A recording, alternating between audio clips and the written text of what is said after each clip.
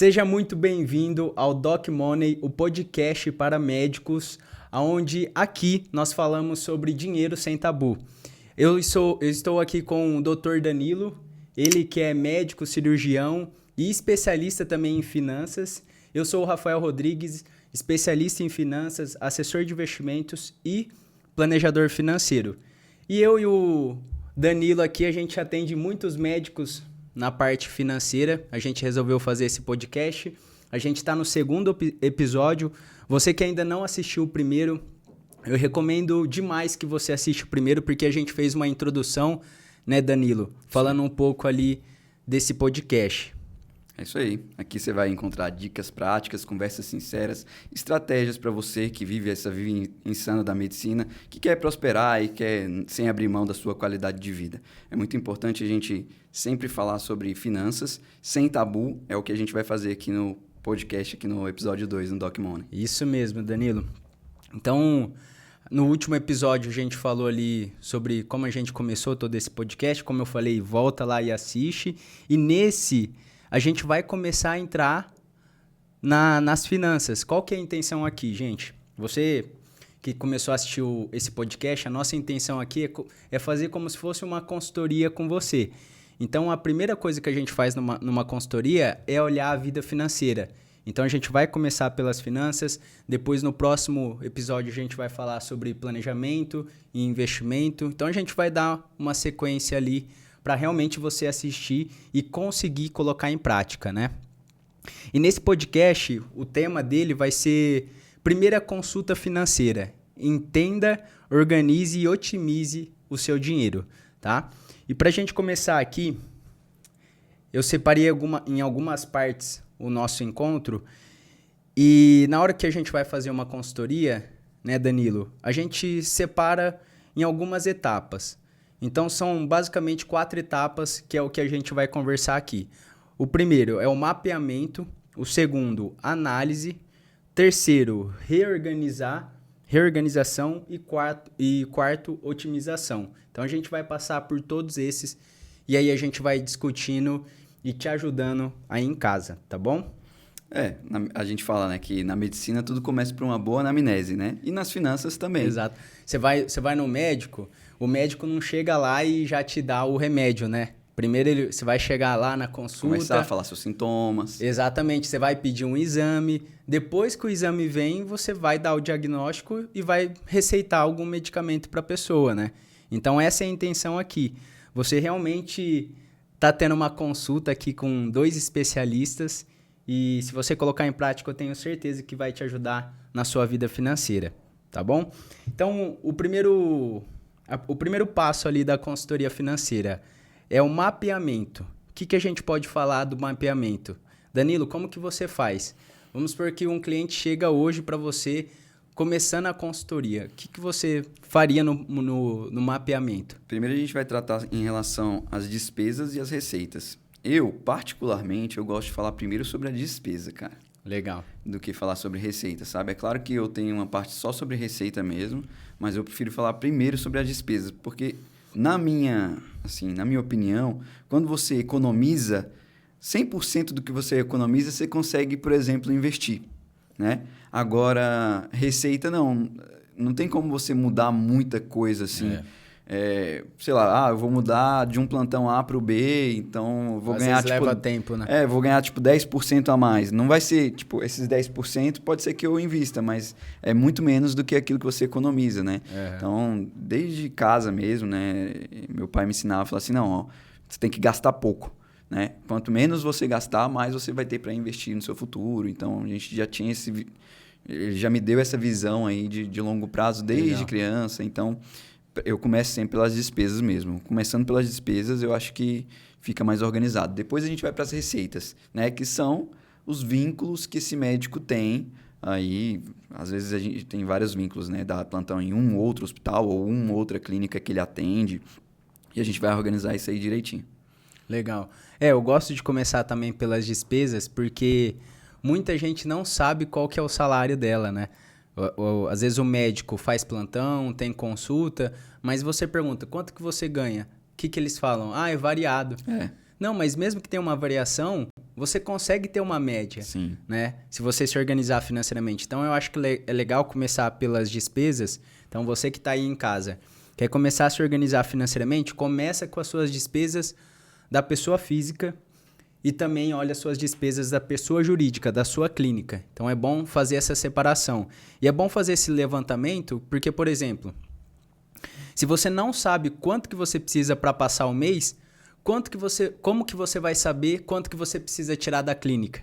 Exato. Né? Então, você precisa fazer isso como o primeiro passo. Faz um levantamento ali das suas contas. Até eu gosto de fazer isso com o mentorado, né? Eu peço para ele trazer todas as informações. Assim, eu falo que o primeiro encontro é o encontro acho. Acho que gasto nisso, eu acho que... E ele traz tudo que ele tem. A gente faz um levantamento, um diagnóstico, né, financeiro. E é engraçado porque depois que a gente realmente começa a consultoria, a pessoa vê que não era nada daquilo, né? Sim. Então, mas eu acho interessante fazer esse levantamento e que nem você falou, depois a gente entra em receita, né?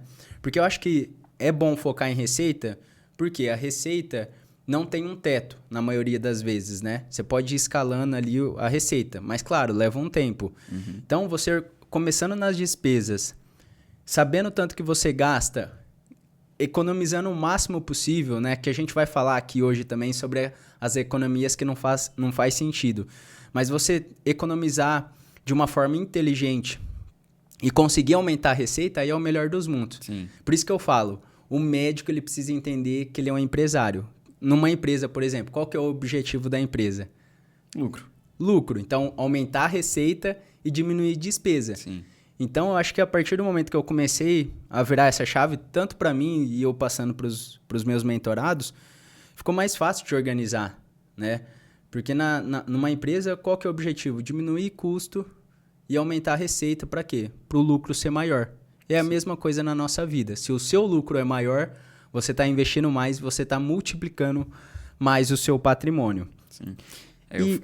Eu gosto de focar nessa parte assim, é o meu enfoque principal, assim, é a parte de finanças mesmo, sabe? Legal. Ao invés de ser mais investimento. Porém, né, eu sou mais especialista em investimentos do que em finanças. Só que, às vezes, você vê que quem está te procurando, ele precisa mais da parte de finanças. Exatamente. Do que a parte de investimento, sabe? Então, eu falo para eles assim, ó, coisa prática, né? Como fazer na prática. Aí eu falo assim, ó, você vai somar tudo aquilo que você ganha, certo? E aí você tira tudo aquilo que você gasta. Ah, mas como que eu vou saber quanto que eu gasto? Aí eu falo, não, prática, então. Eu envio várias planilhas para eles. Ah, legal. Você faz ele preencher na... Exato. Eu dou uma tarefa para ele preencher. Mas como que você faz? Você faz ele colocar cada informação Cada ali? informação. Detalhado. Detalhado. Aí eu divido entre essenciais e não essenciais. Tá. E vejo das não essenciais tudo aquilo que a gente pode tirar. Legal. Que aqui a gente pode entrar, que eu separei aqui, despesas fixas e variáveis, né? Sim. Se você quiser falar um pouco sobre isso também, aproveitar. Só muda praticamente o nome, mas é basicamente a mesma coisa, né? Essenciais e não essenciais, fixas e variáveis. E o nome já diz, né? Essencial, aquilo que você precisa ter. Sim. Não essencial, você não precisa, né? Sim. Você dá para cortar. Exato. Mas aí, quando ele me manda as despesas variáveis e as despesas fixas, ou as despesas essenciais e não essenciais, eu falo para ele assim, olha, vamos olhar aqui das não essenciais, o que você não precisa realmente? Aí a gente vai cortando juntos.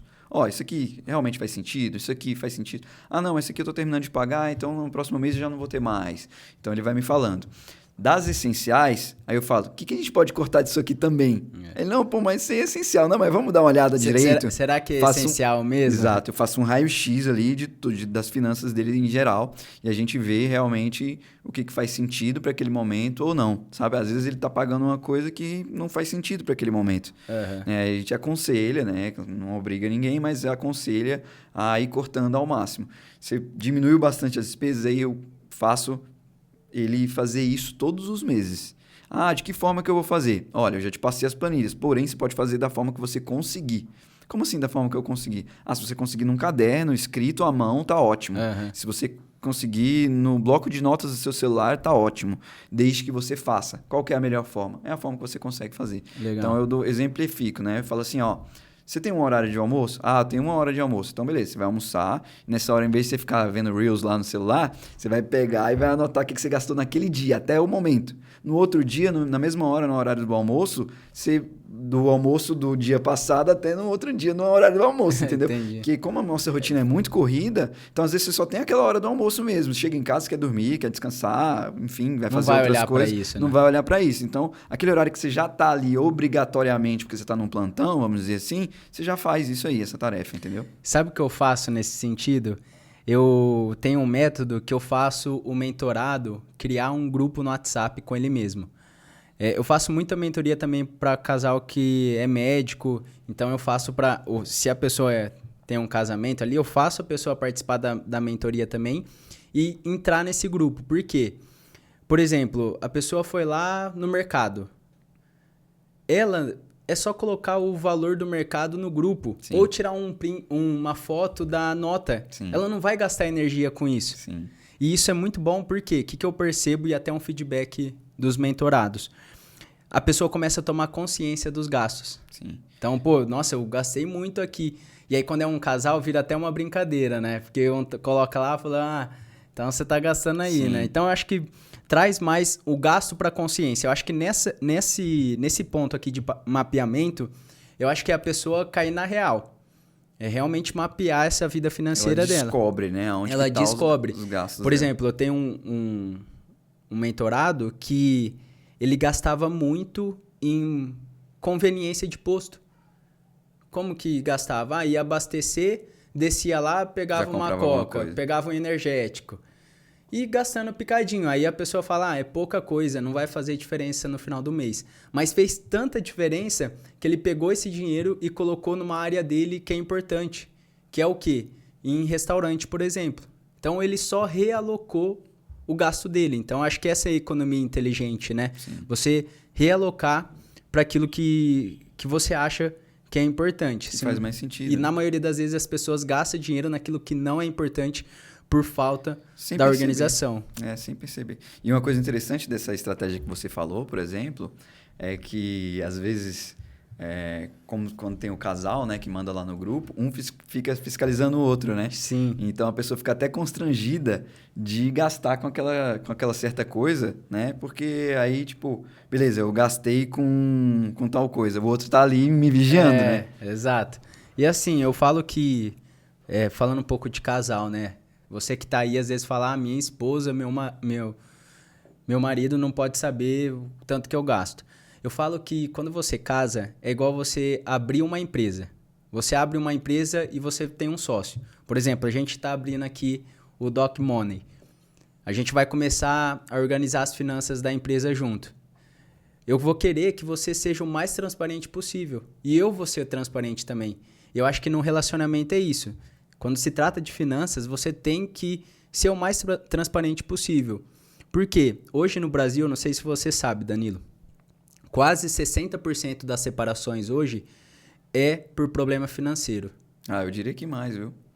Eu diria que mais, sim. Isso é estatística, né? Mas assim, outras... Vamos supor, a gente separou por conta de quê? Não, porque... Enfim, não estava dando certo. Não estava dando certo, acabou uma coisa. Por que acabou? Às vezes acabou porque vocês não faziam aquilo que você fazia talvez no namoro. E isso aí acabou justamente porque vocês entraram em uma condição financeira pior, entendeu? Exatamente. Então, secundariamente, eu acredito que seja até mais. Até mais. Para você ter uma ideia, tem mais separações por infidelidade financeira do que realmente infidelidade. Para você ver como é importante, por isso que eu gosto sempre de pontuar as finanças em casais, né? E aqui também uma estratégia que eu utilizo, eu gosto, você comentou, né? Que o médico, ele vai tentar fazer o máximo possível para colocar em prática, do jeito que ele conseguir. Ótimo. O que eu faço também para agregar nisso que você falou? Eu separo em caixinhas. Como assim? Por exemplo, qual que é a média que você gasta em mercado? Qual que é a média que você gasta em restaurante? Qual que é a média que você gasta em farmácia? Então, ele já sabe mais ou menos o tanto que ele tem no mês de cada segmento, entendeu? Para não passar. Eu separei lá R$5.000 para restaurante. Em vez de você gastar os 5.000, administra para durar o mês inteiro, entendeu? Então, eu acho que pelo menos me ajuda também nas minhas finanças pessoais, porque eu já sei até onde eu posso ir, né? Sim. Eu acho que é interessante essa estratégia também. Eu faço uma coisa bem semelhante, né? A teoria dos potes, a teoria dos envelopes, separa em envelopes, né? O dinheiro, o assim? dinheiro, né? Dinheiro virtual, né? Como se fosse, né? 50% é para as contas fixas, 30% para as variáveis e aqui 20% para os investimentos, entendeu? Nossa, Então, é engraçado essa estratégia, porque quando eu casei com a Renata, ela fazia isso. Quando eu casei com a minha esposa, ela né? já era Ela fazia organizada, isso. né? Foi só Ela otimizar. fazia do jeito que ela conseguia, mas ela separava em envelope. Eu já não, eu usava dinheiro, eu colocava na gaveta antes de começar a investir, né? Sim. Então acho que é isso, cada um achar a sua estratégia, né? Essa questão da organização é muito importante, né? Porque quando você se organiza, seja em teoria de potes, né? Caixinhas, igual você falou, envelopes, você sabe quanto você tem reservado para cada coisa. E isso aí é o que eu acho que falta para a pessoa que está em dívida, por exemplo, está devendo. Porque ele não sabe quanto que ele está gastando em cada coisa, quanto que ele está alocando, e às vezes ele está dando importância, ou seja, está gastando Exato. mais em uma coisa que para ele talvez não tenha tanta importância assim. Uhum. É mais uma questão assim filosófica, né? O que você gosta? Eu gosto de viajar. Bom, então por que você está gastando tanto em aluguel da sua casa, sendo que você prefere estar viajando, Você nem entendeu? fica em casa Você nem direito, fica em casa, né? está sempre no plantão ou quando você tem um tempinho maior, você prefere viajar, entendeu? Então, quando você otimiza isso aí, né, nos envelopes ou nas caixinhas, nos potes, né, que eu separo em potes, o pote das despesas fixas, o pote dos desejos Legal. e o pote da independência financeira, que eu coloco assim. E aí esse pote é o dos investimentos, né? Então, aí a gente separa em vários outros envelopes ali dentro. A independência financeira tem a parte da reserva de emergência, né? Ou reserva de liquidez, ou de oportunidades, enfim. Legal. E aí a outra parte que é dos investimentos mesmo, que é para a liberdade financeira. Tem um livro que fala sobre isso, né? Chama Os Segredos da Mente Milionária. Você aí em casa, eu recomendo que que leia esse livro, né? É um livro que eu acho que eu já li ele mais de 12 vezes. Caramba! E tem ensinamentos poderosos ali sobre educação financeira. Tem sim. Foi o primeiro livro que eu li sobre E ele fala finanças. sobre isso, né? Sobre você separar nos potes, pote da liberdade, para você ter essa organização, né? Não vou ter o pote para pôr dinheiro. Tudo bem, que isso aí já é antigo. Uhum. A nossa geração usa muito mais o dinheiro virtual. Sim, sim. Mas o que eu faço? Cria a aplicação financeira para isso. Uhum. Mesmo que é a mesma aplicação, mas separado, né? Sim. Uma é para sua viagem, outra é para sua liberdade financeira. Então você começa a se organizar nesse sentido nas caixinhas, né? Que no Nubank... Foi genial essa ideia, né? Ainda a gente pode falar aqui sobre os bancos, né? Que ainda não tem patrocínio, né? Talvez vai ter aí o da XP, quem sabe? E ele faz essa caixinha que eu acho que é bem interessante, né? A pessoa se organiza, aí tem até a caixinha de emergência, né? Etiquetas lá tem, né? Pô, isso pra quem tá começando, que não sabe os nomes, foi genial isso, na minha opinião, né? É importante, né? Eles fazerem isso. Eles investem muito nessa parte de relacionamento com o cliente, né? Isso é muito importante. Exatamente. E agora entrando, Danilo, em cartão de crédito e parcelamentos, como que você costuma fazer? Cara, eu discrimino mesmo realmente aquilo que ele gasta dentro do cartão de crédito. Porque muitas vezes o médico chega assim, não, gastei 30 mil no cartão de crédito esse mês, mas, pô, dentro desses 30 mil, o que você gastou, entendeu? E a gente vai destrinchando ali. Se não, quando eu passo para eles como tarefa, eles me trazem e a gente discute sobre isso. Legal. Às vezes eu faço junto, né? É bem mais trabalhoso, mas às vezes eu faço esse trabalho braçal, assim como você faz também. É mais raro, mas eu também faço. Principalmente se a pessoa tem muita dificuldade, ou não tem conhecimento nenhum, ou se é o que ela mais precisa, é isso, entendeu? Entendi. Aí a gente separa ali e vê. Eu não acho que é um vilão, mas para quem tem dívida, eu acho que tem que ir com um pouco mais de pé no freio, sabe? Tentar gastar cada vez menos no cartão, parcelar menos, porque quando ele tem ali o dinheiro palpável e ele não tem mais para dar, às vezes ele se controla um pouco mais quando é no cartão, que é uma coisa meio que invisível, né? Exatamente. Uma estratégia que eu utilizo para o cartão de crédito, eu lembro até hoje, Eu acho que eu não sei se eu comentei no primeiro episódio, eu sou formado em contabilidade, trabalhei no escritório do meu pai, né? A intenção era ficar com o escritório, mas eu tirei o CRC, que era o documento para você exercer, e falei, pai, não quero seguir isso, vou seguir a área de investimento. E eu lembro até hoje, um cliente dele chegou e falou para ele que estava tendo esse problema financeiro. Sabe o que ele fez? Ele pegou o cartão de crédito, a tesoura e cortou o cartão. E falou assim, pronto, seu problema acabou. Então, acho que é isso. Se você não sabe usar o cartão de crédito, para de utilizar ele um pouco. Porque o cartão de crédito pode ser seu amigo, se você utilizar bem ele, ou ele pode ser seu inimigo. Pode ser o vilão total. Tem Exatamente. gente que congela o cartão, né? Pega, coloca lá no congelador, lá vira pedra. Exatamente. Pra não gastar. Exatamente. Mas essa estratégia, assim, de você, ao invés de gastar tanto... Hoje em dia tem os limites variáveis, né, de cartão, né? Você pode escolher o limite que você quer.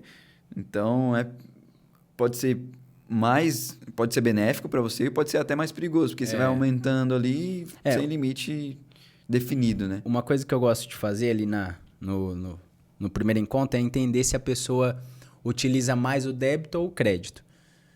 Porque normalmente a pessoa está tendo problema porque ela gasta bastante no débito e bastante no crédito. Então ele está gastando dinheiro do mês que vem agora e vai ter parcela para o mês que vem e não vai ter salário para pagar.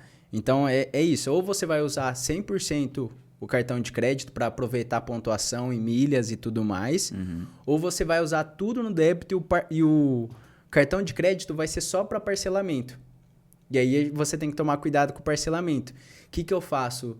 O que eu indico fazer? Você criar o seu limite do cartão de crédito pessoal. Por quê? Principalmente médico. O médico abre conta num banco, o banco vai lá e dá o máximo de crédito para ele. Já dá 30 mil de cara, né? Aí você ganha 30, o limite é de 100. Então, aí que mora o perigo. Então, por exemplo, se você ganha 30, seu limite é de 100, não, seu limite não vai ser 100. Você vai lá e vai ter o limite pessoal no parcelado de 5 mil. Bateu 5 mil no parcelado, você não vai parcelar mais. Então, acho que essa é uma estratégia também para a pessoa conseguir fazer alguns parcelamentos, porque às vezes faz sentido ela não pagar tudo à vista, mas ela se controla também. Eu oriento ele gastar o limite que ele tem em conta, né? Aquele dinheiro ali do fluxo de caixa, eu oriento ele só gastar no crédito aquilo que ele tem guardado em conta, investido, legal. Entendeu? Porque se der algum problema, ele tem para cobrir. Exatamente. E tem que tomar cuidado com isso, com o parcelamento. Porque assim, matematicamente, às vezes compensa você parcelar em 10 vezes sem juros do que pagar à vista. Exato. Matematicamente compensa. Sim. Mas o que eu percebi trabalhando ali com finanças de outras pessoas, até a minha na prática? Por mais que compensa isso, eu acho que não é sempre toda vez que faz sentido você fazer isso. Porque se você tem pouco parcelamento no cartão, se a sua renda oscila, que a renda do médico oscila, você está mais seguro. Oscilou, você vai conseguir segurar. Agora, imagina só, se a renda oscila e você está com um parcelado muito alto. Então, acho que esse é o cartão de crédito, esse é o desafio. É você conseguir gerenciar bem ele. Cria o limite pessoal, o seu limite pessoal, né? E acompanha esses parcelamentos, né? Assim, na minha opinião, é uma ferramenta sensacional, assim, excepcional, porque você está gastando um dinheiro que, na verdade, não é seu. Você está gastando dinheiro do Mastercard, da Visa, Cielo, esses... E eles adoram, né? Porque adoram. Você paga, se você não paga, ele vai te cobrar, sei lá, 4%, 8% ao mês, né? Não, mais, 14% ao mês até, entendeu? Então... É tipo uma pirâmide, né? Não tem nada Não tem pirâmide que paga isso. Paga isso, exatamente. Então, tem que tomar bastante cuidado, né? Mas para quem sabe utilizar, é uma ferramenta excepcional, assim. Legal. Então, a gente passou aqui pelo mapeamento. O segundo na análise, na consultoria, é a análise, né? Então, quando a gente entra em análise, então a gente pegou todas as informações, mapeou as informações do cliente, do médico, né? E agora a gente vai analisar tudo isso. E aí eu queria que você comentasse sobre a identificação de vazamentos. Depois que a gente mapeia ali, né? Que a gente faz tudo aquilo que ele ganha, tudo aquilo que ele gasta, você tem que ver para onde que está indo realmente o dinheiro dele, né? Você tem, tem tantos por cento está indo para tal coisa. 10% para streaming. Será que vale? Você nem fica em casa, cara. Realmente você tá assistindo esses streaming aqui, entendeu? Exato. Faz sentido você tá pagando isso aqui? Qual foi a última vez que você entrou, por exemplo, no Amazon Prime, que tá indo R$20 todo mês, entendeu? R$19,90. Aí, pô, faz, sei lá, 1 ano que eu não entro isso aí. Não, faz sentido você gastar, tipo, R$200, R$300 com isso aí. Às vezes a gente corta ali, né? Faz um sacrifício, porque nesse momento não está fazendo sentido para ele, né? Então, a gente identifica cada coisa ali que está passando, né, para uma coisa que não por faz exemplo, sentido. Por exemplo, eu tenho alguns clientes que falam assim para mim: eu tenho conta nesse banco porque eu gosto de ter conta num banco físico. É um exemplo. E eu não gosto só de ter conta em banco digital, que eu me sinto mais seguro e tal. Tudo bem, não tem problema. Só que eu nem movimento esse banco fixo. Só que ele está lá pagando uma taxa de cartão de crédito, por exemplo, que ele nem está utilizando. Exatamente. De R$80 por mês, entendeu? Então tá indo lá, sei lá, 800, 900, R$1.000 só de taxa bancária por ano que ele nem está utilizando. Então, o que eu faço? O que eu falo para ele? E aqui é uma dica prática mesmo, né? Existe uma conta básica do Banco Central que a gente pode solicitar para o nosso gerente. Então, você vai lá e fala assim, quero que transforme essa minha conta em uma conta básica do Banco Central, que não tem taxa nenhuma. É uma conta... eu não sabia disso. É uma conta sem taxa. Mas aí o cartão Black não vai ter mais, por exemplo. Como que funciona? Ele não vai ter cartão Black e tem limite de algumas operações bancárias, né? Legal. Então, tem limite de Pix, tem limite de saque, tem limite de várias operações. Porém, eu falo isso realmente para a pessoa que não quer deixar de ter aquela conta. Muitas vezes ele, por exemplo, fez uma conta porque ele tem o FIES, né? Uma conta geralmente do Banco do Brasil que a gente é obrigado a fazer quando tem FIES. E aí, ou da Caixa, enfim. E aí ele já deixou de utilizar essa conta há muito tempo, porque a empresa hoje que ele trabalha por outro banco privado maior, ou maior não, um outro banco privado, né? E aí ele deixou de utilizar aquela conta. Então, para que ele fica pagando taxa de cartão e taxa de conta bancária, usando, né? sendo que tem a opção dele ter uma conta básica do Banco Central, por exemplo? E eu acho que assim, né? Eu tô pagando alguma anuidade ali do cartão. Se você sabe o que você está fazendo, quando eu falo sabe é o quê? Sabe utilizar as milhas. As milhas é muito mais vantajosa do que a taxa que você está pagando. Se você sabe tudo isso e está pagando, tudo bem. Você já fez uma análise. Mas na maioria das vezes você está pagando e nem sabe o benefício que você está tendo. Sim. Você está pagando só para ter a conta lá. Então, a Renata ela entende muito sobre milhas. E ela já se aprofundou no assunto, né? Participou de uma mentoria. Renata, sua esposa. Renata, minha esposa, gente, quando eu falo, né? E aí, agora ela consegue analisar isso. Eu tenho conta no banco X. A taxa é tanto, a pontuação é tanto, o benefício é tanto. Compensa, não compensa? Então, acho que isso precisa ser analisado também. E se você não utiliza, você que tem medo dos bancos digitais, gente... A mesma instituição que regulariza um banco tradicional, vou falar aqui, né? Santander, Banco do Brasil, Itaú, todos esses bancos, quem fiscaliza eles é o Banco Central. O Banco Central é o banco dos bancos. E é a mesma instituição que regulariza um banco menor, um C6, um banco C6. Se bem que o banco C6 agora foi comprado pelo JP Morgan, né? Um dos maiores bancos do mundo. A XP, né? A XP agora ela tem um banco dela também. Então ganhariza todos esses bancos, o Nubank, entendeu? Então acho que a segurança é uma falsa segurança, né? Porque o seu dinheiro estando no Nubank ou no Itaú, por exemplo, ele vai ter a mesma segurança em questão de segurança do Banco Central. Então se o banco vem à falência, não sei se você sabia isso, se o banco vem à falência, o banco vai te assegurar até 250 mil. Por CPF e por conta. E por instituição. Até 1 milhão, por CPF, né?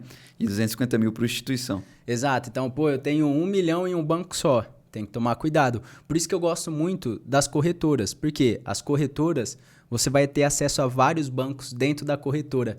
Então, você pode deixar seu 1 milhão, 2 milhões, 3 milhões na corretora, porque se a corretora parar de existir, seu dinheiro está em vários bancos, né? Um ponto Ou importante. vários investimentos, Isso, né? quando eu falo vários bancos, seria vários investimentos que estão em vários bancos, né? Sim. Então, isso que é interessante, mas esse é assunto para o próximo podcast. A gente vai deixar um pouquinho para depois, né? Falando sobre, na minha opinião, os vazamentos, né? Eu acho que é aquele exemplo do meu mentorado. A gente fez a análise dele e aí ele começou a colocar em prática, ele viu que ele estava gastando muito em uma área que não fazia sentido para ele. O que ele começou a fazer? Começou a jogar esse valor para uma coisa que fazia sentido para ele, para o casal. Uma realocação ali. Ele começou a ir mais em restaurante porque ele conseguiu realocar melhor o recurso dele. Então, acho que no vazamento, na análise, é você mapear esses vazamentos. E é você fechar esses vazamentos, né? Porque muitas das vezes o médico parece que ele não está saindo do lugar porque está vazando muito.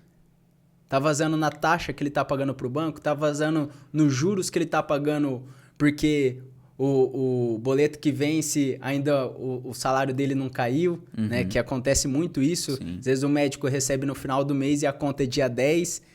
Então, acho que... Aí ele paga os juros do cartão sem necessidade. Exatamente. Né? Então, por isso que é importante, né, o capital de giro, o fluxo de caixa, que a gente pode falar aqui, né, sobre o fluxo de caixa, o capital de giro. Como que você costuma fazer ali com o seu mentorado? Até é bom a gente explicar, né, para quem está em casa o que é isso, né? Eu converso com eles para eles fazerem igual eu faço, sabe? Que eu acho que uma coisa que funcionou para mim, como eu sou médico, assim como eles, também pode ser que funcione para eles, né? Que é sempre deixar tudo que você tem de gasto do mês para o mês seguinte, entendeu? Então, por exemplo, mas eu não tenho, sei lá, eu gasto 30 mil por mês, vamos pôr, né? Entre aspas. Eu não tenho 30 mil para pegar e colocar. Não, mas tudo bem, você vai fazer uma reserva de liquidez e vai juntando. Aos poucos. Quando você construir tudo aqui, uma reservinha, né? Que é que você gasta dentro de um mês, você vai deixar isso aí parado lá, na conta, rendendo, né?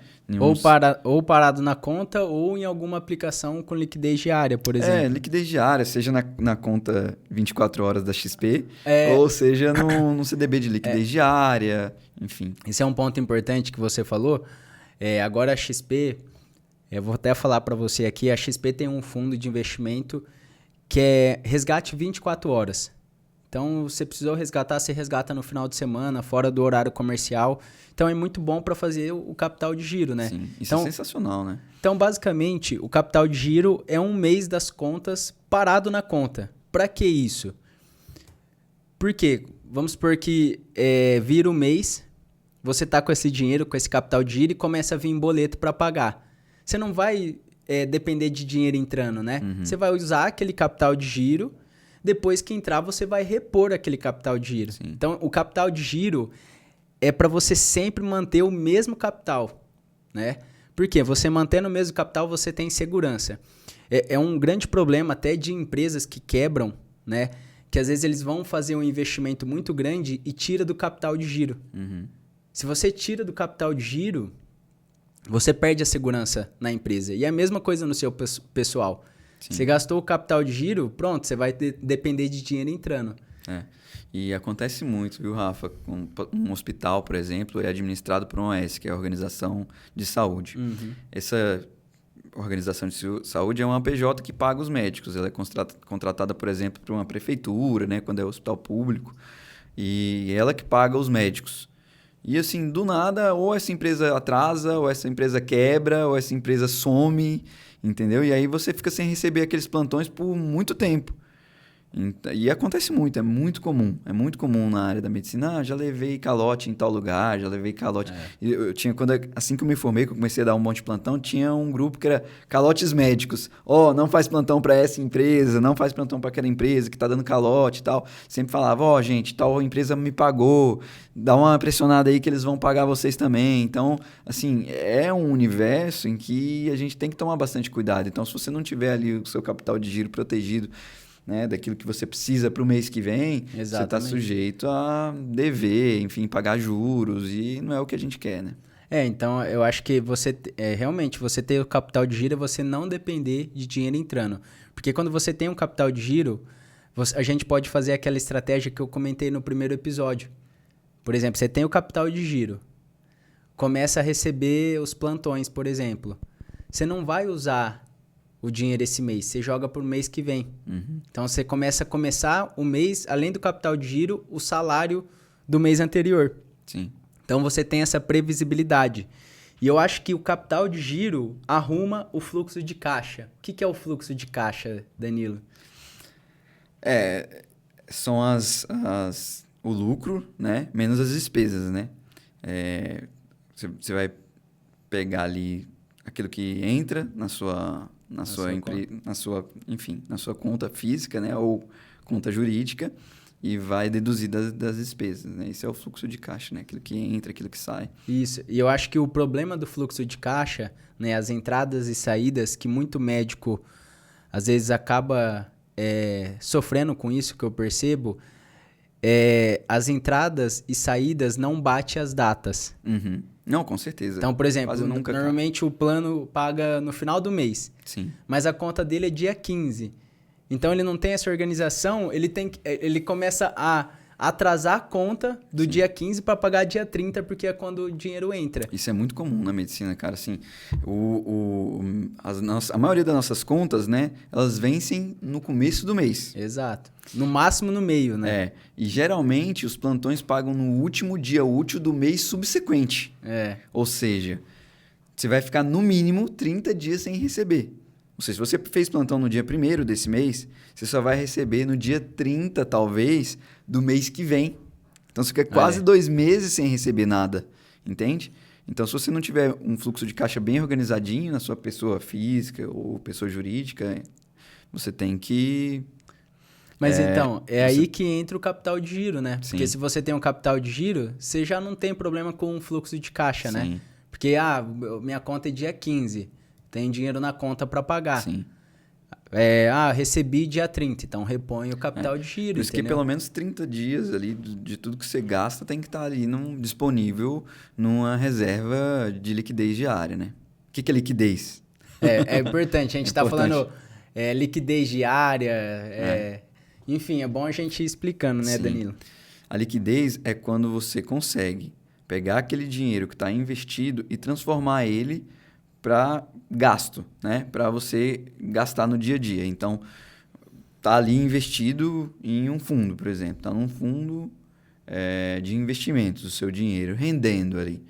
Então, o que é liquidez? É a velocidade que você consegue resgatar esse dinheiro que está investido. Então, existem fundos de liquidez D30+, D60+, ou seja, você só consegue retirar em 30 dias, você só consegue retirar em 60 dias, né? Assim como tem também os de liquidez diária, que a liquidez é a velocidade com que você consegue resgatar. Então, você consegue resgatar esse qualquer dia, sem perdas em relação ao seu patrimônio, só com impostos, né, sobre o lucro ou impostos se for o IOF de operações financeiras, né, que aí incide em 30 dias. Exato, explicou bem, mas voltando, a gente vai se aprofundar em investimento nos próximos encontros. Aqui a gente está nos primeiros encontros da consultoria financeira. Primeiro organizar a vida financeira para depois multiplicar.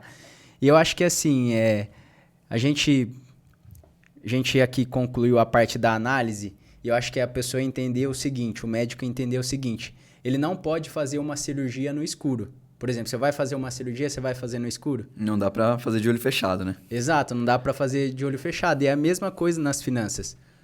O que você não mede, você não melhora. Então, o que você não mede, você não melhora. Então, você precisa analisar. Então, é isso que a gente está fazendo aqui. Primeiro a gente fez um levantamento, um mapeamento, agora a gente analisou, tá? E qual que é o próximo passo aqui? Reorganizar. Então, na parte de reorganizar, começando aqui com pessoa física e jurídica. Aí é O que uma acontece confusão com grande. os seus clientes ali, os médicos que têm clínica, aí faz plantão e quando vê tá tudo na mesma conta. Isso aí é uma confusão grande para os médicos, cara. Eu acho que quem... É um grande diferencial, assim, o cara que sabe separar a pessoa física da pessoa jurídica, ele tá na frente de muitas pessoas. Tá na frente de muitas pessoas. E é uma coisa simples, né? É simples. É simples, só que você tem que ter o conhecimento. É simples, mas não é fácil. Não é porque é simples, é fácil de fazer, né? Na prática. Exato. Não é todo mundo que faz, né? Eu acho que a minoria dos médicos que sabem fazer isso, né? De você ter ali um caixa para jurídica e um caixa para física, né? Ou uma reserva de liquidez para pessoa física. Então, só muda os nomes, né? Mas na prática é praticamente a mesma coisa, né? Ou um fluxo de caixa para física. Para você se organizar melhor, né? É o que a gente estava falando no primeiro episódio, né? Que é você ter ali o seu Prolabore. Exato. E você ter o caixa da empresa, da PJ, né? E eu acho que é isso, é ter cabeça de empresário. Eu tenho consultório, eu recebo às vezes na física, na jurídica. Você tem que entender que você é um empresário. Por mais que você não tenha CNPJ, começa a pensar que você é um empresário. Você tem os plantões, é uma empresa. Você tem atendimento em alguma clínica, é outra empresa. Uhum. Então, você precisa separar o que é pessoa jurídica do que é física. Quando você começa a fazer isso, você entende que existe duas pessoas. Sim. Faturei 100 mil reais. Mas calma, os 100 mil reais é faturamento da empresa, Sim. não o seu salário. Você vai ter funcionários, você vai ter despesas, você vai ter um monte de coisa e lá na última linha o lucro. Sim. Que aí você vai poder tirar uma parte disso, né? Sim. É uma coisa muito comum que eu vejo que os médicos fazem, cara. Cai o dinheiro lá na pessoa jurídica, ele saca tudo. Aí coloca na pessoa física. Aí quando chega os impostos, que é no último dia útil, ele pega da pessoa física e joga tudo para jurídica ou paga os boletos da ISS, tudo os impostos que tem que pagar da pessoa jurídica pela conta da pessoa física. Não faz sentido nenhum. Você tirou tudo para jogar, para devolver de novo, entendeu? Então é organizar isso. A cada 3 meses tem isso. Então não tem por que você não se planejar para não pagar esses impostos, né? E eu acho que é assim, né? Uma coisa que eu indico fazer, por exemplo, não tem uma conta jurídica. Mas faz o seguinte, você só está usando conta física, cria uma conta física para sua empresa. Por exemplo, eu tenho 2 contas, eu tenho o Nubank e o C6. Uhum. O Nubank eu vou usar para minha jurídica e o C6 eu vou usar para minha física. Pronto, já começa. Eu acho que esse é um primeiro passo para começar a separar e é um passo simples. Você tem 2 contas e separa. Eu precisei de dinheiro na pessoa física, você vai fazer uma retirada. Você precisou de 5 mil? Você retira 5 mil e joga para física. Porque o mesmo cara que ele cobre as despesas da física com o dinheiro da jurídica, ele vai também cobrir as despesas da jurídica com a física. E é onde vira bagunça, né? Vira. Porque a pessoa não sabe o que é lucro, o que é faturamento, o que é prolabore, então vira uma bagunça, né? O que é despesa da clínica, o que é dela. Então, acho que isso de separar a pessoa física e jurídica na conta bancária é o jeito mais fácil de começar. Sim. Né? Eu acho que, principalmente em consultoria financeira, que alguns médicos faziam isso, a primeira coisa que eu fazia era isso, separar na conta corrente. Porque fica mais fácil, né? A pessoa já começa a entender essa divisão.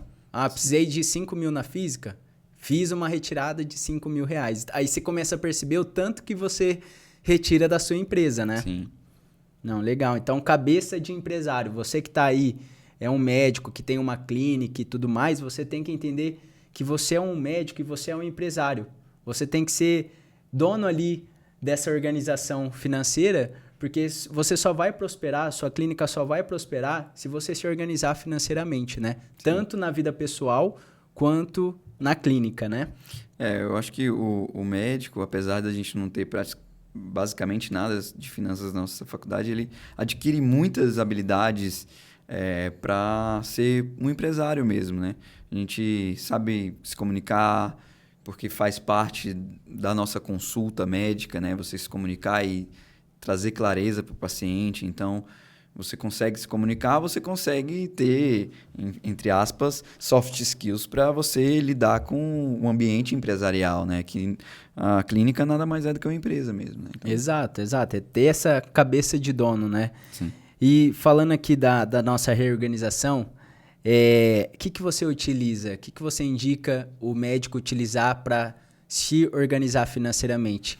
Por exemplo, planilha, aplicativo, o que você costuma sugerir ali para o médico? Eu sugiro a planilha porque é o que eu uso para mim, tá? Mas às vezes a pessoa tem uma trava mesmo, assim, tem medo, não sabe mexer, nunca mexeu com Excel. É uma realidade muito, assim, presente na medicina, sabe? Eu nunca mexi com Excel, não sei nem como é que faz. Então, eu falo para ele que ele tem que fazer da forma que ele consegue. Depois, a gente consegue trabalhar isso e levar para planilha. Ou, Exato. sei lá, ou um aplicativo. Um aplicativo, hoje em dia tem vários. A planilha... Descobre, tem vários aplicativos para isso, né? Sim. Mas não dê essa desculpa. Ou começa no caderno. Eu não faço porque eu não sei para onde que tá indo. Então, beleza, vou te dar uma planilha aqui, vou te dar um caderno, um bloco de notas, o grupo, eu tirei, grupo no WhatsApp. Eu falo assim pro mentorado, você não vai escrever no papel, você vai jogar no grupo. Você escreve lá, vai ficar registrado. O papel você perde. É que hoje em dia também tá tão fácil transformar um papel em texto que... Porque escrevi aqui, tira uma foto, isso fica registrado, né? Sim. Então, acho que é importante isso. A pessoa entender aonde que ela se organiza melhor e começar. Começa na planilha, começa ali no aplicativo, né? Se quiser começar, que eu não indico começar no papel, mas quer começar, começa no papel. É melhor no papel que nada, né? Exato. E vai pro grupo no WhatsApp, que eu dei aqui a dica no começo do podcast. Então, acho importante fazer isso, né? Escolher onde você quer se organizar melhor. E eu falo, né? Você não precisa ser o rei da planilha, né? Você só precisa entender o que entra e o que sai da sua vida financeira, das suas finanças. Então, eu não preciso me tornar um especialista. Então, até nas consultorias, quando eu ajudo o médico, eu falo isso, né? Você não precisa ficar... bom aqui na planilha. Você só tem que entender a sua vida financeira. Quanto que você ganha, quanto que você gasta, quanto que você investe. Ter essa consciência, né? Sim, isso é uma realidade, assim, muito presente para mim, porque às vezes eu disponibilizo uma planilha super bem elaborada, super bonita lá, cheia de gráficos, que eu disponibilizo várias, né? Umas 4, pelo menos. Tipo assim, de modelos diferentes. Legal. Aí, geralmente, eles escolhem as mais simples. Exato. Porque é mais fácil de lidar para ele, entendeu? E aí, quando ele fala assim, Danilo, eu não consegui dar sequência na planilha, eu falei, então, você vai colocar no bloco de notas. Então, você vai colocar no papel. Né? Porque eu falo o seguinte, Rafa, para você tirar qualquer coisa do papel, seja a sua viagem, seja o seu planejamento, primeiro você tem que colocar no papel. É verdade. Porque não adianta estar na sua cabeça só, entendeu? Então, para você tirar qualquer coisa do papel, primeiro você tem que colocar no papel. Porque se não tá nem no papel, não tem como você tirar do papel, entendeu? Nunca tinha pensado nisso, é verdade, né? Primeiro, para você tirar do papel, você tem que colocar no papel. O que é o colocar no papel? Se planejar, né? Exato. Legal, Exatamente. Isso é importante. Então, aqui a gente falou da reorganização. E aí a gente vai para a próxima etapa. A próxima etapa é a última, é a otimização. Na otimização... O que você entende por otimização? O que eu entendo, né? Falando por mim. É você entender o que são, por exemplo, os gastos inteligentes dos gastos desnecessários. É você entender como que você pode otimizar a sua vida financeira, né? Na sua opinião, o que seria essa parte de otimização? Como que você faz essa otimização? É assim, que tem coisas que realmente você tem que cortar na carne, né? Eu oriento isso, porque assim, às vezes o cara tá... gasta 10 mil a mais do que ele ganha. Então, eu falo, cara, você vai ter que cortar o máximo que você puder. Entendeu? Ou tá com dívida, né? Ou tá com dívida, uma dívida alta que ele tem que pagar. Porque, em geral, se o médico ganha bem, é mais fácil você reorganizar quem ganha bem do que quem ganha muito pouco. Exatamente. Né? Então, você vai fazer uma realocação de recursos. Né? Você vai economizar o máximo possível. Mas aí a minha vida vai ser péssima, vai ser ruim. Não, é só você... se organizar melhor, às vezes você vai até ter mais lazer do que trabalhar, entendeu? Não, e até às vezes eu falo pra pessoa, eu vou ter uma vida pior. Falei, não, você se colocou nesse lugar, você que se endividou, e agora você vai ter que fazer esse trabalho por um tempo. Sim, é um sacrifício por um tempo, Exatamente. até ele se reorganizar, e aí depois disso, aí sim, ele vai viver uma vida melhor. Melhor ainda do que ele estava vivendo, por exemplo. Vivendo antes. Às vezes isso é com meses, né? Sim. 2, 3, 4 meses ele consegue. Aí ele economiza um pouquinho a mais para, tipo, fazer uma viagem, comemorar mesmo, né? Comprar algo que ele queira para comemorar, enfim. Essa conquista de sair das dívidas, né? E eu percebo ali, a minha consultoria dura 6 meses, né? E eu gosto de 6 meses porque é o tempo que leva para a pessoa desafogar. Então, nos 3 primeiros meses, ela vai desafogar. Nos 3 últimos, ela começa, né, sobrar dinheiro, ela consegue começar a investir. Porque existe esse processo, né? Você tá com dívida, você vai ter que quitar essa dívida, renegociar, fazer mais plantão, cortar custo, sair menos. Mas você vai fazer isso por um tempo. Sim. Quanto mais esforço... sacrifício temporário, né? Quanto mais esforço você colocar, essa é a vantagem da medicina, né? Consegue levantar a caixa rápido. Sim. Então, quanto mais rápido você fazer isso e mais energia você colocar, você vai sair rápido disso e vai viver melhor do que você estava vivendo antes, né? Sim. Como a gente falou no último podcast, grande parte das pessoas que têm dívida tem insônia, né? Sim. Então, isso é uma coisa que interfere na saúde da pessoa. Na saúde mesmo.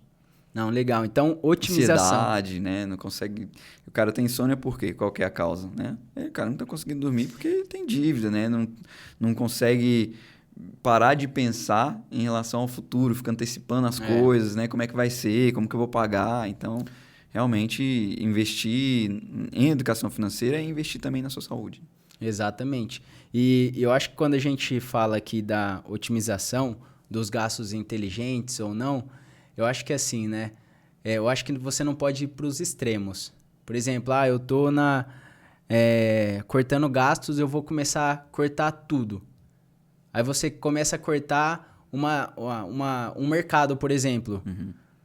Claro que você pode economizar no mercado, mas vai ter coisa que você não vai conseguir economizar. Você não precisa também praticamente viver com nada ali, né? Você tem que colocar um esforço, mas você tem que entender os gastos que vai fazer sentido. Por exemplo, eu vou economizar o cafezinho que eu tomo uma vez por semana. Sei lá, vai dar R$10. Final do mês, 40. Vai fazer diferença para você? R$10 aonde? É? Aqui em São Paulo, R$10 é um café. Lá em Rio Preto é um pouquinho... Aqui deve ser uns 20, vai. Não, mais, cara. Ixi. Mas R$10 é cada café que você toma aqui. Mas assim, eu acho que a pessoa entende isso. Pô, eu tô gastando aqui, né? Tô brincando, mas é que São Paulo tá aqui, Rio Preto tá aqui de custo de vida, né? Entendi. Lá em Rio Preto, com R$10 você toma um café. Você passa a semana. Não, aqui com R$100 você passa a semana de café. Então, assim, eu acho que a pessoa entender isso. Aonde ela vai cortar que vai fazer mais sentido e vai acelerar o processo dela. Mas realmente, assim, se ele corta uma coisa que ele gosta muito, que ele precisa para produção, para produzir, né? Não faz muito sentido. Vou cortar todos os streaming. Tudo bem, você vai cortar, você tá gastando R$500 lá, beleza. Mas será que não é muito mais inteligente você parar de parcelar no cartão, seu cartão, sei lá, tá dando R$10.000 só de parcelado? Então, acho que é isso, você entender o que é o corte inteligente e qual que é o corte punitivo, né?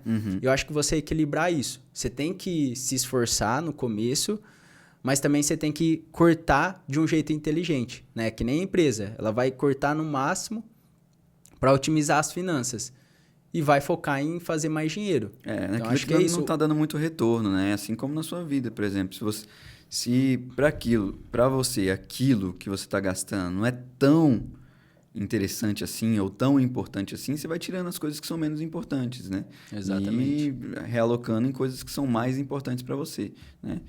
E eu falo que você cortar custo tem um piso.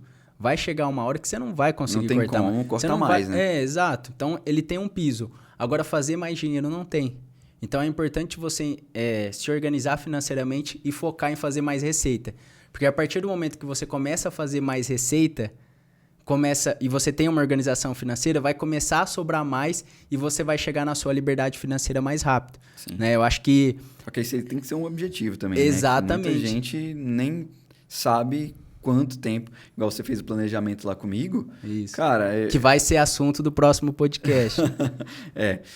Muita gente não tem essa noção, entendeu? Então, essa anamnese financeira, esse diagnóstico financeiro de quanto tempo ele quer chegar no objetivo dele, que seja liberdade financeira, ou seja comprar uma viagem, ou uma casa, ou um carro novo, enfim, é muito importante ele fazer, né? Esse planejamento, se ele não tem nem noção disso aí, ele está muito errado, né? Ele está em um caminho que não vai levar ele ao lugar onde talvez ele queira chegar. E esse é um ponto importante que você falou, que isso a gente entra nas estratégias, né? Qual que é a sua estratégia? Com quantos anos você quer se aposentar? Eu quero me aposentar daqui 5 anos.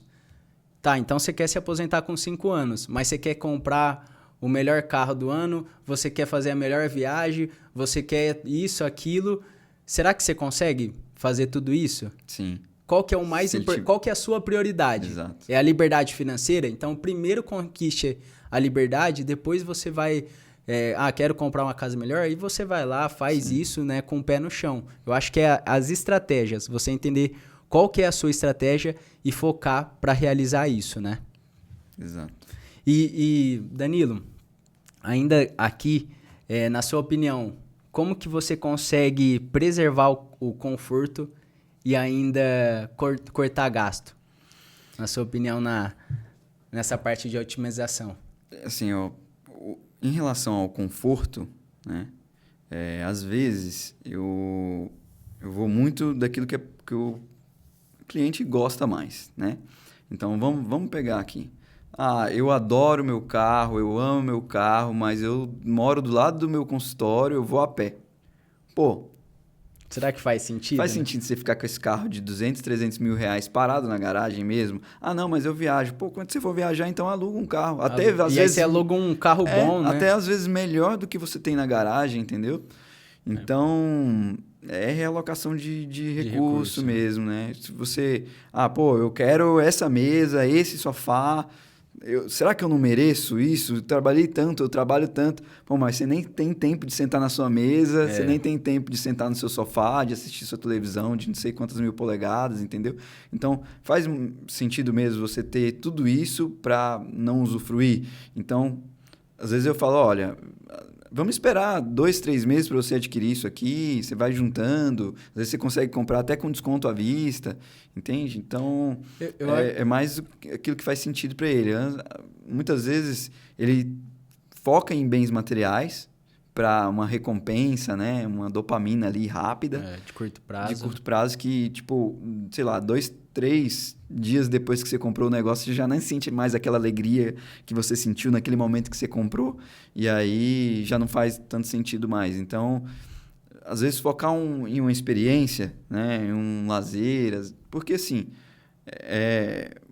quando você está feliz com pouco, com o básico, você vai ser feliz também ganhando muito. Entendeu? Exato. Agora, se você está triste, não vai ser um carro mais caro, uma casa mais cara que vai te fazer feliz. Entende? Tem uma palavra que fala isso, né?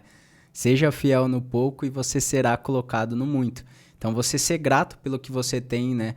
Se você vive essa vida de preciso ter tal coisa para ser feliz. Se você tem isso, você nunca vai ser feliz. Porque não é o dinheiro que vai te trazer a felicidade em si. Sim. Até tem uma pesquisa, falando sobre isso, eu acho que é um assunto importante. Quem sabe a gente não pode fazer um episódio sobre isso.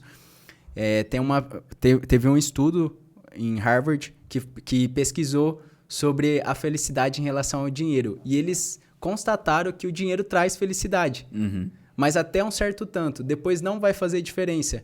E ele traz felicidade porque você consegue ganhar mais tempo. Então, vou dar o exemplo aqui. Vou dar o meu exemplo. Quando eu casei, eu precisava limpar a casa, junto com a Renata, minha esposa. Uhum. A gente saía uma vez no mês apertado. Então, a nossa vida era de um jeito. Hoje, a gente vai em restaurante toda semana, a gente viaja, a gente tem uma moça que vai lá e limpa a casa, a gente estava com uma cozinheira. Então, tudo isso, o dinheiro ele pode te proporcionar e aí você começa a ganhar tempo e tempo de qualidade. Uhum. Porque aí você consegue gastar o seu tempo em algo que você gosta de fazer. Então, o dinheiro ele pode te proporcionar isso. Então, acho que nesse momento, falando do que a gente está pontuando aqui, é o médico fazer um diagnóstico da vida financeira dele. Sim. Será que ele tá nesse estilo de vida porque ele quer, porque ele se sente bem, ou porque ele tá querendo mostrar isso para alguém? Ou porque ele se deixou levar também, né? Exatamente. Pelas dívidas ali. Ou pelo ambiente, né? Exato. É muito difícil isso. Você tá na área, o que eu percebo? Às vezes ele tá numa área que todo mundo... Tem um carro X, né? Parece que ganha bem, tem uma mora aparência. em tal bairro, né? E aí ele quer pertencer àquilo, né? Na roda de amigos, ele quer falar também que ele tem a BMW do ano, que ele mora no condomínio X. Ele quer fazer parte.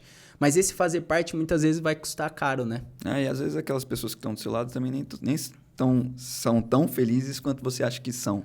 Né? Ou também são áreas diferentes, né? Às vezes ele está numa área e num tempo de profissão muito maior que você. Então você está em outro nível também. Sim. Você tem que se comparar com você mesmo, né? Isso é importante. Se você está evoluindo ou não, dentro da sua realidade, né? E daquilo que você acredita também, que faz sentido para você. Exato. Né? E eu acho que nesse ponto aqui, o médico, né? Você médico que está assistindo, você não sair cortando tudo também, né? Não precisa também cortar tudo, mas é você cortar com estratégia. O que vai otimizar a sua vida financeira hoje? Qual que é o estilo de vida que vai te ajudar a você conquistar a sua liberdade financeira mais rápido? Porque o médico que entende isso, em pouco tempo ele atinge a liberdade financeira, né? Então, é por isso que eu até comentei com você, né, Danilo? Na assessoria de investimentos, eu atendo clientes acima de 300 mil. Mas médicos, normalmente eu começo zerado. Se ele está, por exemplo, fazendo a consultoria. Na consultoria, né? Porque em pouco tempo, em poucos meses, ele bate esse valor. Sim. Então, acho que as pessoas da sua área perceber isso, né? Que eles têm ali o ouro na mão. Tem. Como que fala? Galinha dos ovos de ouro. Então, você tem que saber aproveitar isso, né? Cara, eu tô rindo aqui. Tá parecendo... Lembra o Chapolin que falava os negócios tudo errado? Não, gente, eu falo tudo errado. Eu tenho TDAH, eu já vou falar aqui pra vocês que tá no começo do podcast. Às vezes eu vou esquecer alguma coisa que eu tô falando aqui. Não liga não, tá? Não, mas eu lembro. Aqui a gente não corta. É tudo... Na real, né? Na real. Já a gente vai fazer ao vivo, tá? Então, fazendo um resumo aqui do que a gente falou sobre o mapeamento, né? A importância de você mapear a sua vida financeira. Depois de você mapear a sua vida financeira, você vai analisar. Então, senta ali, olha o que você mapeou, tá? E depois você vai se reorganizar. Você vai pensar na estratégia para reorganizar ali a sua vida financeira. Aquilo que faz mais sentido para ele, né? Exatamente. E no final você vai otimizar, né? Então, você vai buscar melhorar a sua estratégia financeira. Que já está tudo reorganizado, está tudo bonitinho, aí ele pode até acelerar um pouco mais um sonho que ele tem, né? Que é chegar à liberdade financeira, que é fazer uma viagem que ele queira, que é, sei lá, comprar uma casa, enfim. Quando você está tudo certinho, não, eu sei que eu vou chegar na minha liberdade financeira, se nada diferente acontecer, eu vou chegar na minha liberdade financeira em 20 anos. Ok, então, mas eu posso aqui... fazer uma especialidade e ganhar um pouco mais. Eu posso aqui, enfim, abrir um consultório e ganhar um pouco mais e acelerar isso aí. Ou eu posso dar um plantão a mais e acelerar, né, esse objetivo. Então, essa otimização aí, se ele tiver consciência de onde ele está indo, é importante também. Né? Não, legal. Eu acho que depois desse episódio, né, a gente começou a reorganizar a vida financeira do médico. Agora, no próximo episódio, gente, a gente vai começar a planejar. A gente, com a organização financeira, vai começar a sobrar mais dinheiro no seu bolso. E o que você faz com esse dinheiro, né? Qual que é o planejamento que você precisa fazer, né? Você precisa investir aonde? Então, tudo isso vai ser tema dos próximos episódios, né? Nós vamos dar exemplos de como fazer também, trazer exemplos de casos reais que a gente... mentorados, já né? mentorou, né? Que já fez consultoria, enfim. Então, você que está assistindo, compartilha esse vídeo com um médico que você sabe que precisava escutar isso. Se inscreve no canal. No grupo dos médicos. Se inscreva no canal, porque isso ajuda a esse conteúdo a chegar a mais pessoas. E enviar as dúvidas também que tiver, né? Que a gente vai respondendo. Deixa também sugestão de episódio, né? E aquilo que você tem dúvida mesmo, né? Que é importante para você. Nossa, eu não sei nada sobre contabilidade. O que eu posso, dentro da lei, melhorar, né? A gente pode trazer aqui também um especialista nisso. Então, exatamente. Importante. E para a gente encerrar, a gente vai fazer aqui, agora neste momento que a gente estava conversando, para a gente começar a fazer a partir desse episódio, como que chama? O Minuto Doc Money. Minuto Doc Money. Minuto Doc Money. Eu vou fazer uma pergunta para o Danilo. Ele não sabe qual que é a pergunta dele e ele vai ter 1 minuto para responder. E ele depois vai fazer uma pergunta para mim.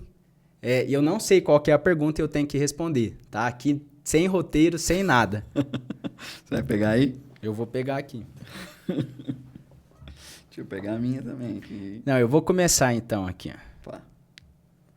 Vou começar. Danilo, vou começar aqui com a pergunta. Quais são os principais desafios de um profissional da saúde, de um médico, que enfrenta ao tentar separar as finanças pessoais das empresas? Eu acredito que você realmente ter a consciência de que o maior desafio é você criar essa consciência mesmo. Que o que você ganha não é tudo para você gastar. Ou seja, você tem que pegar aquilo ali que você ganhou, separar um prolabore, que a gente já falou aqui várias vezes, né, que é o seu salário, e deixar ali o resto no caixa da empresa para você ter recursos para pagar os custos da empresa, né? Separar mesmo. Quanto que essa empresa me dá de despesa? Pô, tem os impostos, tem a secretária que eu pago talvez, tem ali o contador. Então, saber tudo que a empresa te dá de despesa para depois você saber o quanto você pode tirar de prolabore. Se você não souber o quanto você pode tirar de prolabore, não faz sentido você continuar ali com essa organização. Você tem que se reorganizar e aí depois você sabe quanto você pode ganhar, quanto você pode tirar disso aí. Legal.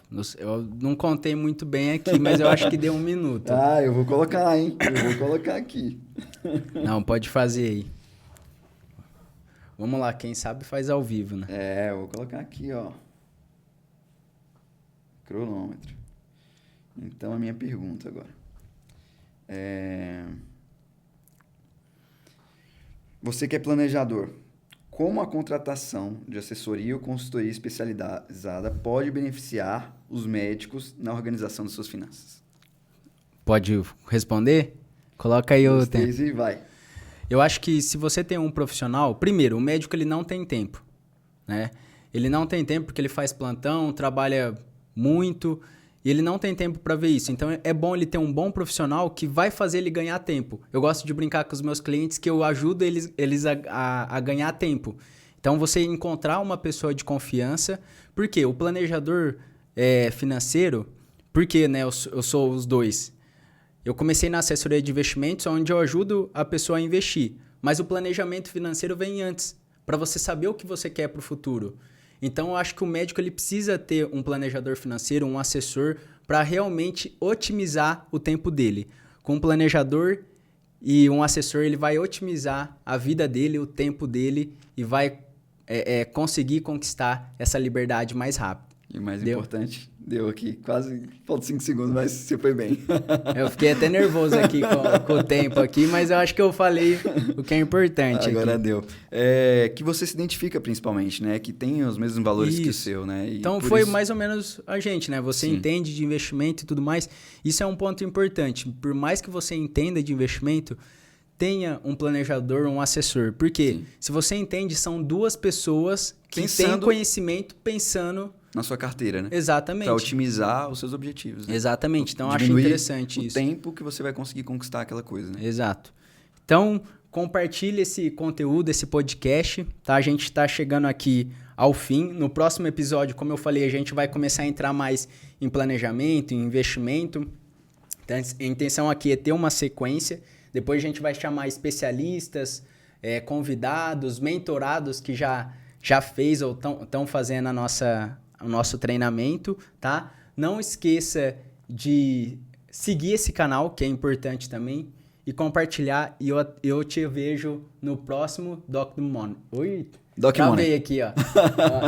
E eu te vejo no próximo Doc Money. É isso aí, pessoal. Lembrar que você estudou muito para passar esse perrengue que você está passando. É verdade. Você estudou... como que é? Você estudou muito para passar esse perrengue que você está passando, tá? Você é uma pessoa inteligente que estudou mais de 10 anos e você precisa hoje aprender sobre finanças para realmente prosperar na profissão. Isso aí. Até o próximo Doc Money. Tchau, tchau, gente. Valeu.